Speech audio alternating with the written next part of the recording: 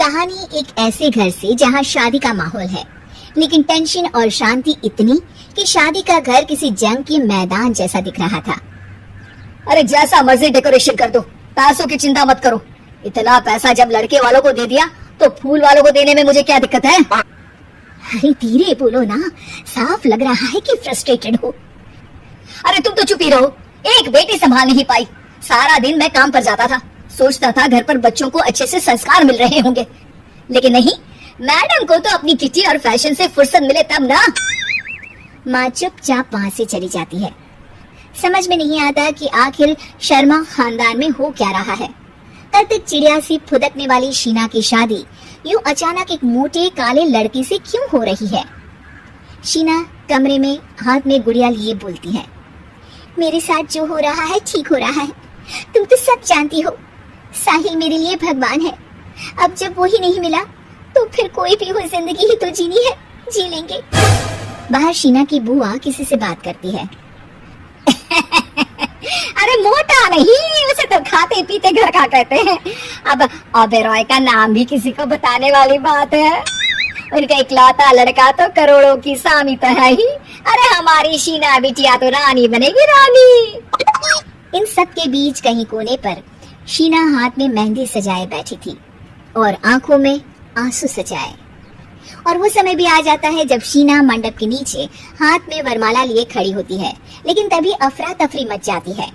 कोई कहता है, अरे लड़की की माँ को हार्ट अटैक आ गया। अरे अच्छी खासी थी, कैसे हो गया?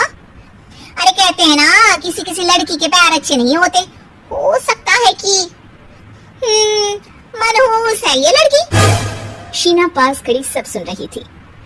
फिर शीना अपने कमरे में आ जाती है। शादी ये कहकर नहीं होती कि लड़की मनहूस है। अब लगातार शीना के लिए लड़के देखने आते, लेकिन आस पड़ोस या किसी के कहने पर शादी हर बार टूट जाती। लेकिन एक दिन, अंकल, मैं काफी दिनों से आपसे मिलने की कोशिश कर रहा था, लेकिन हिम्मत नहीं हो पा रही थी।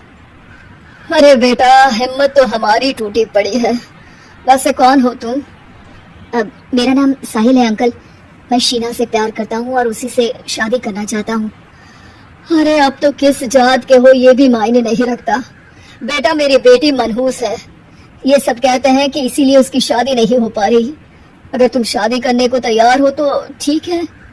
शीना की शादी साहिल से हो जाती है। अगले दिन साहिल की माँ का देहांत हो जाता है और एक बार फिर लोग शीना को अपशकुनी कहने लगते हैं।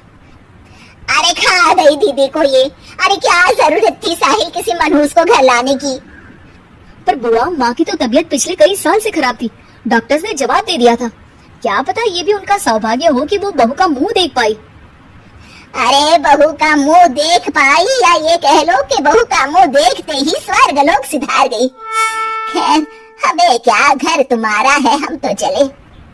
अब शीना को खुद पर ही शक होने लगता है कि कहीं सच में वो अपशकुनी तो नहीं। साहिल, हम दोनों की शादी नहीं हुई होती तो अच्छा था। देखो ना कैसे पहले मेरी शादी टूटती थी और अब तुम्हारी माँ भी। अरे ऐसा कुछ नहीं होता शीना, अपशकुनी वगैरह कुछ नहीं होता। ये सब तो ईश्वर के खेल है। वो शादी तुम्हारी इसलिए टूट गई क्योंकि तुमको मेरी पत्नी बनाना था, और माँ का जाना तो तय था।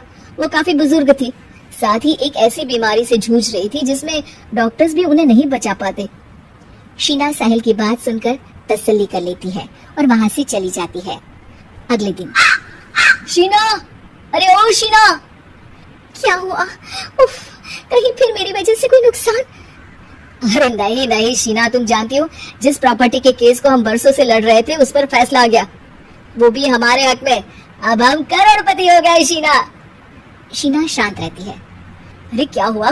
करोड़ पत्नी बनकर तुमको खुशी नहीं हुई? शीना की आंखों में पानी आ जाता है। चलिए जी, कुछ तो अच्छा हुआ मेरी जिंदगी में आकर आपके साथ। साहिल शीना को गले लगाकर कहता है, मेरी नई नौकरी भी तुम्हारे ही आने से लगी। ये प्रॉपर्टी का केस जीता, सब कुछ तो तुम्हारे आने के बाद ही हुआ।